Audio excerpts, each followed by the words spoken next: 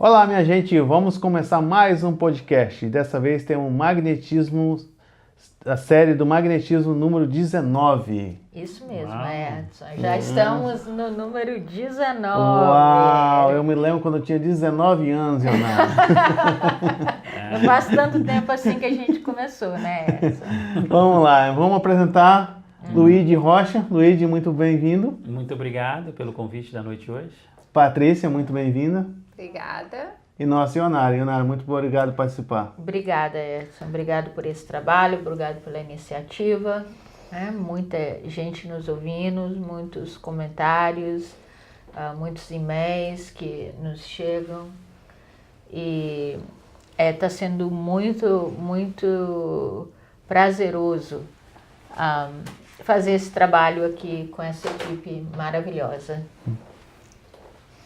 E o que você tem para nós hoje, Ionara? Bom, hoje nós vamos falar um pouco do paciente, né? De quais são as instruções que nós podemos dar aos pacientes em relação ao tratamento do magnetismo, né? Porque aí, o que é que a gente fala para o paciente? Quais são os cuidados? Qual é a parte do paciente? O que ele deve fazer?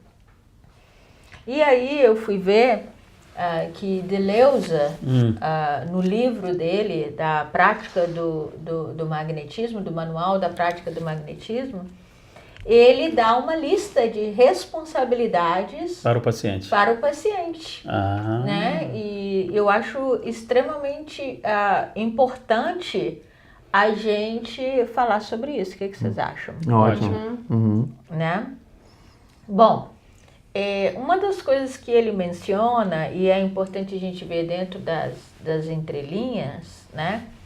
É que ele logo de cara já diz assim: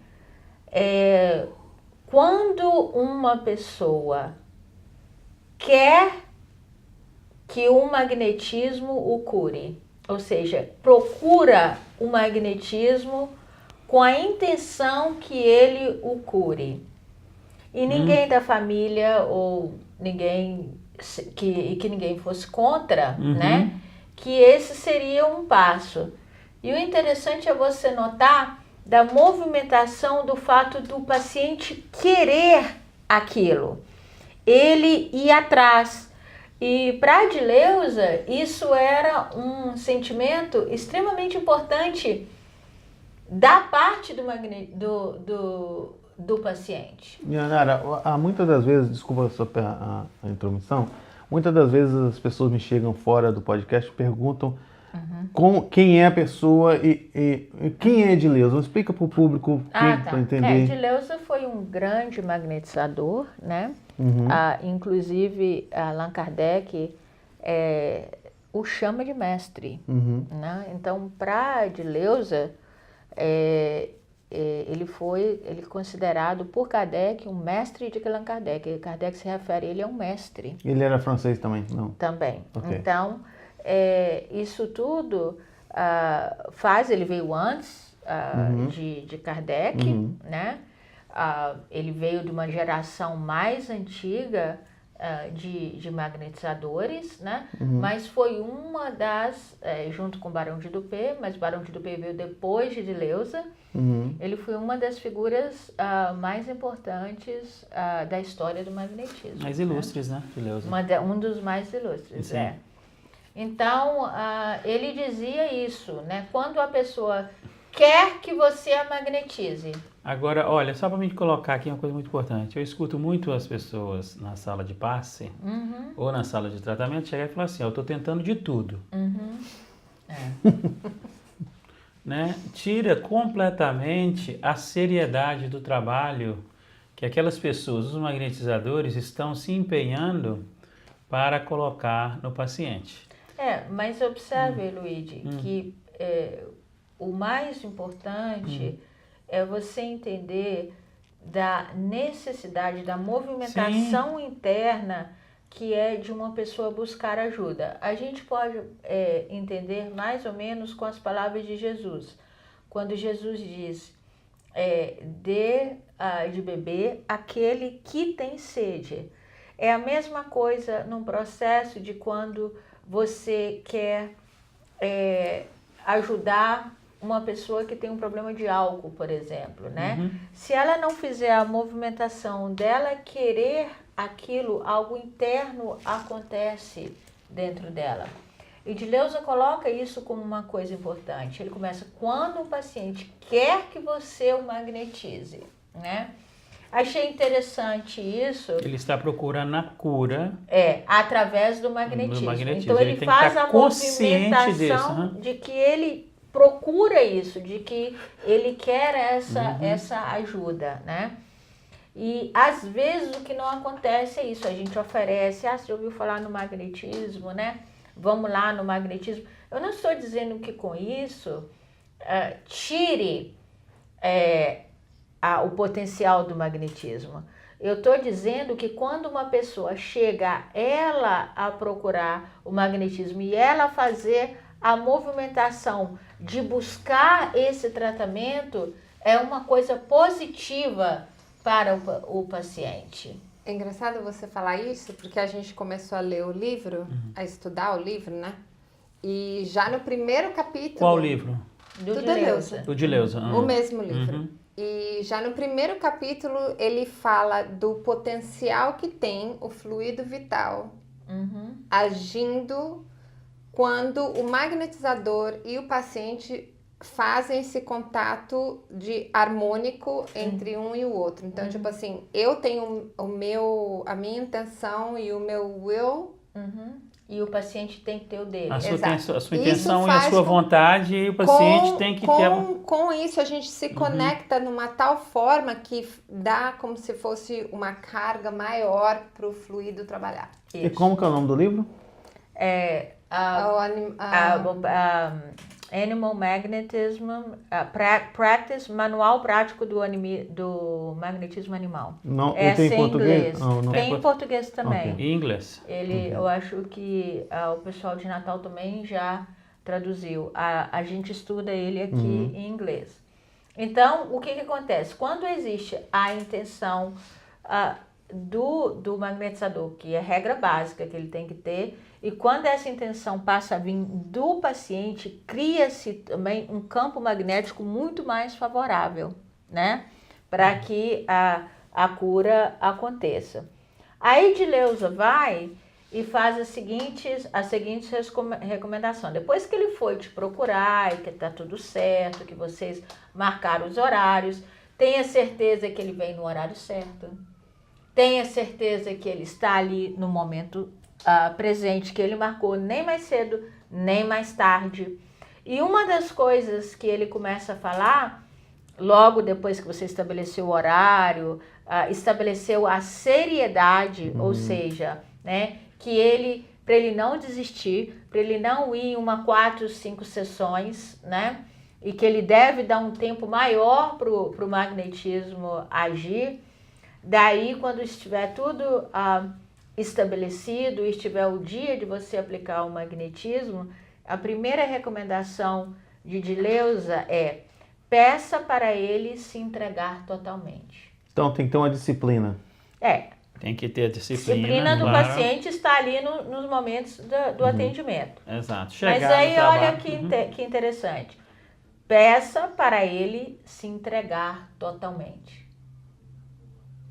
Uau, é profundo isso. Muito, muito. Se você usar, você vê. Porque você tem a fazer quando você vai aplicar o passe, às vezes a pessoa está tensa, o paciente está tenso, ele não sabe o que está acontecendo, ele não sabe qual é o papel dele ali, o que ele tem que fazer para facilitar as conexões. Ou está ali na maca pensando nos filhos em casa, no trabalho, no futebol, na novela e assim por diante.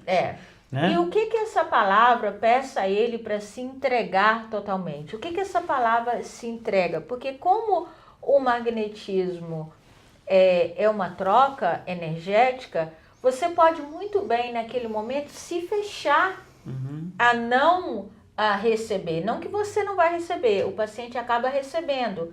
Mas se ele se entrega e ele fala, peça a ele que se entregue totalmente. totalmente. Abra todas as suas defesas. E se entregue, faça ali um processo de entrega. Aí você diz para uma pessoa assim, você vai aplicar o passo, fala assim, olha, por favor, se entregue totalmente. O que ela vai interpretar disso, né? E aí você tem que dizer, você tem que entender que o processo de magnetismo, quando você se entrega totalmente, é quando você se abre numa postura psicológica para receber e se entregue àquele processo que você está fazendo, sem resistência nenhuma, seja ela uma resistência física, seja ela uma resistência moral, seja ela uma existência psicológica ou emocional, né? Mas quando você se entregue totalmente, você está se entregando em todos os aspectos, né?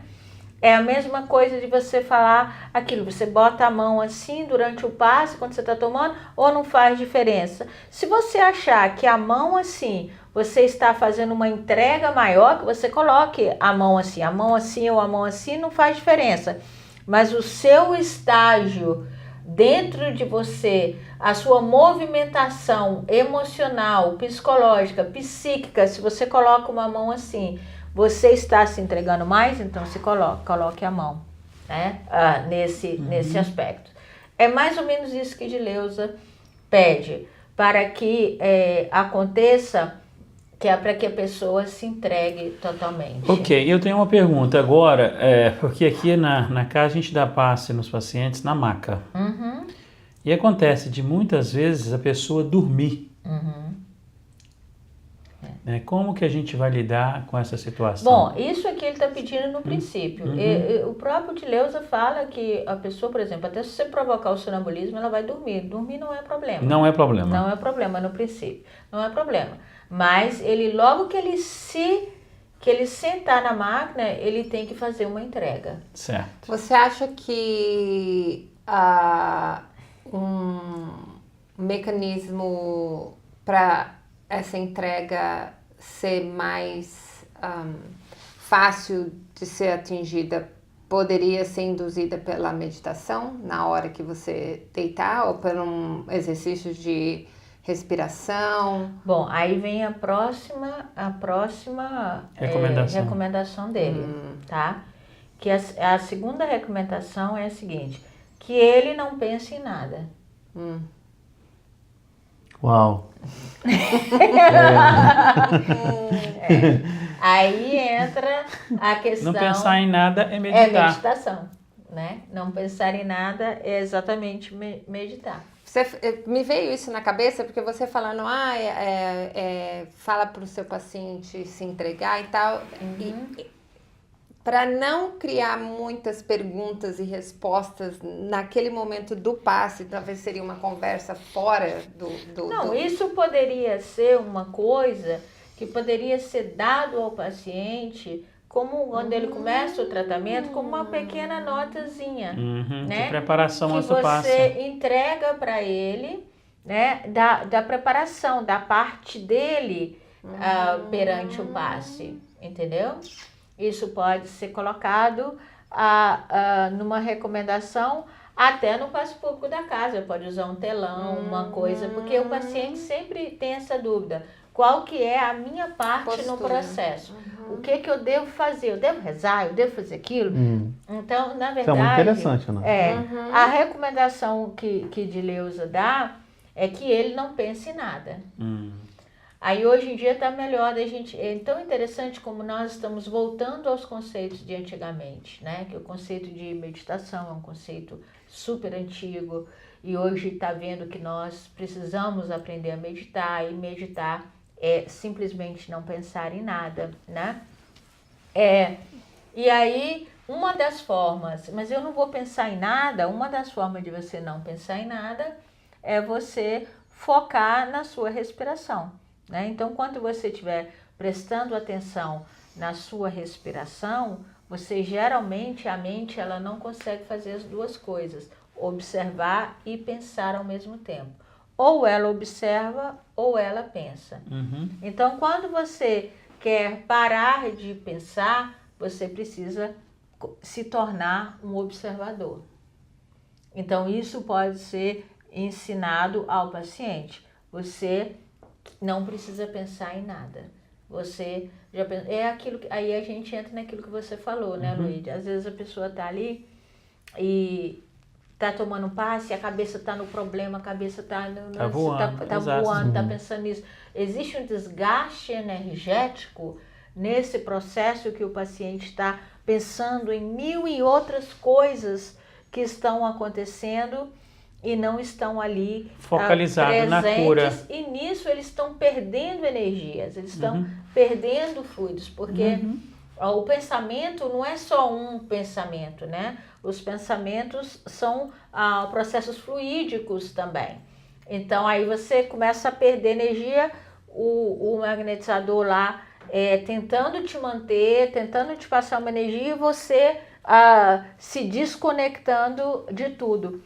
O pessoal, o povo de antigamente era muito mais consciente da necessidade que nós temos de nos conectar com a natureza, de nos conectar com a gente mesmo, do que nós hoje nesse mundo de internet, nesse mundo de telefone celular, nesse mundo tão agitado, que não preza o seu contato com você mesmo e o contato com a natureza. Só que agora, em termos de humanidade, nós estamos começando a perceber isso, aí nós estamos começando a voltar com conceitos antigos, né?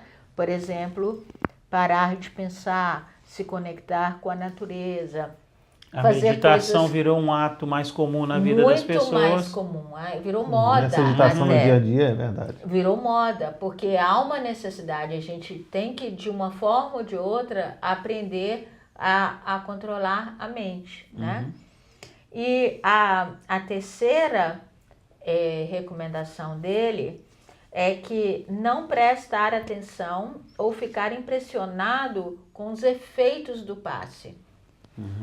Porque às vezes o efeito do passe você dá um espasmo, ou você sente uma coisa, e ele pede para você não prestar atenção nisso, para você continuar no estado natural, a entrega, no estado natural, sem pensar em nada e não ficar impressionado com isso, porque tem gente que fica completamente impressionado. Tem gente que não consegue, por exemplo, abrir o olho no momento do passe, né? E o passe faz com que o olho vire e a pessoa fica tão agitada com aquilo que ela fica o passe inteiro querendo abrir o olho, né?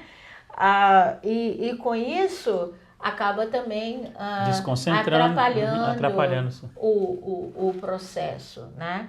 Então essa é a outra instrução que ele dá. A próxima é que se livre de todo e qualquer medo. Né?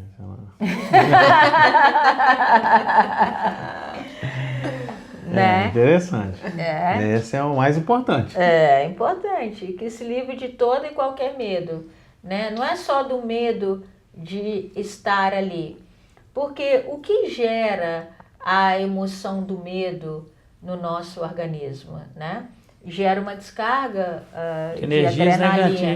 de adrenalina que causam esse processo de agitação, que é o processo da fuga ou da luta, né? Então você, obviamente, nesse momento você acessa, quando você tem medo, você acessa esse processo de que você tem que correr ou lutar, né? Então, aí você também compromete o atendimento magnético que você está tendo. Tira o corpo do estágio natural, ele vai ficar num estado de alerta. Tensão. De alerta, tensão. Exatamente, porque o medo, ele causa tensão. Agora, a gente também não pode pegar uma pessoa, por exemplo, que tem a crise do pânico e falar, se livre de todo medo, né? Não dá, não. Pois é. Então, assim, é uma coisa que a gente tem que ter, né? Mas para a maioria dos pensamentos, essas dicas não são dicas impossíveis ou muito difíceis de fazer. Não são. São dicas práticas, né? Eu acho Claro que que para uma pessoa de crise, está passando crise por mês, Sim. principalmente se ela tiver uma crise enquanto você estiver lá, é mais complicado, né? Então a gente também tem que Eu acho que usar uma coisa deveríamos chamada ter na bom sala senso. de espera essas dicas. Falando, né? Como se prostar perante ao passe, quando for tomar o Isso. passe.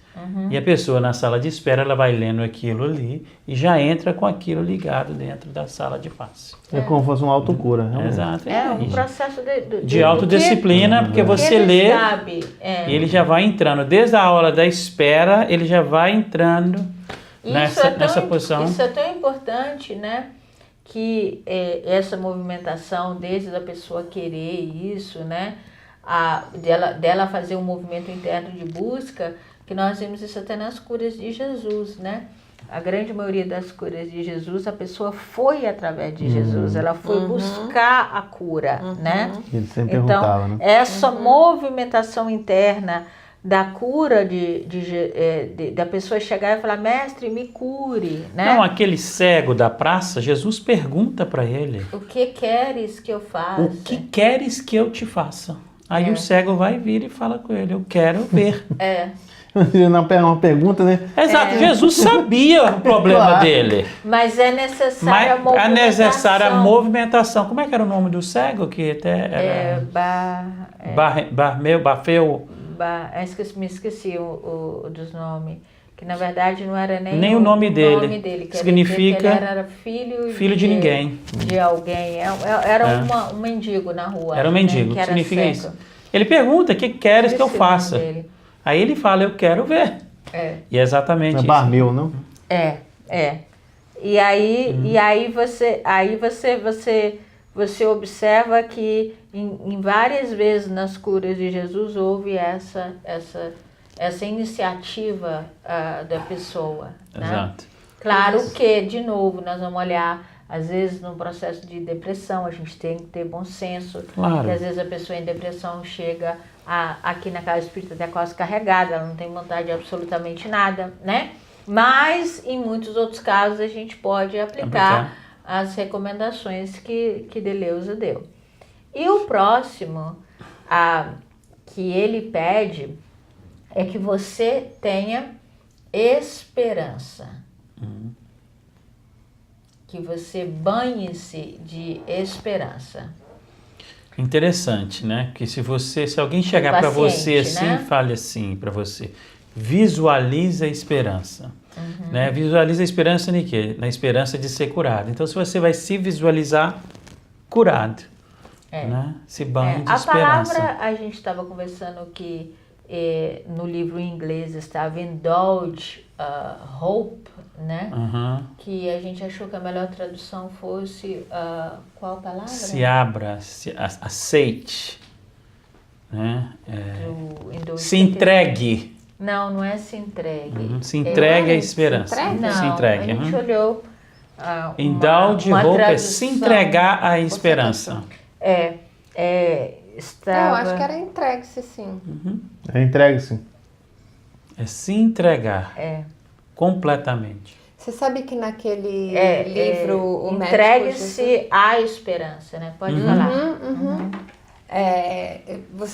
Um item antes me veio à cabeça, você me deu aquele CD do livro O Médico Jesus, e num dos capítulos ele fala, né, que a gente mesmo se adoece, a gente mesmo contrai as nossas doenças. E a gente mesmo trabalha a nossa cura. Então, se a gente acredita que a gente pode se curar do mesmo jeito que a gente se adoeceu, faz conexão com isso. Se entregar à esperança. A esperança é se ver curado. E engraçado porque a palavra hope em inglês, que o livro está em inglês, tem um significado um pouco mais profundo do que a esperança em português, né? Porque é como se você dissesse I hope for, eu espero que aquilo aconteça. Eu acredito. Eu Vicky. acredito. É. Praticamente, indulge hope é você acreditar, tem um sentido também de acreditar que você possa ser curado, entendeu? Então, essa palavra hope tem esse sentido um pouco mais aprofundado do que para, pelo menos, da esperança apenas, né? Que é você acreditar, se encher de esperanças, vamos colocar assim.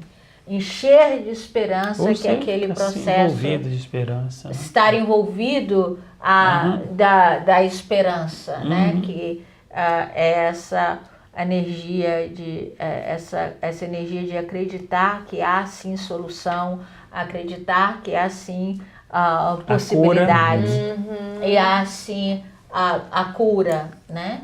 Então esse é também extremamente importante.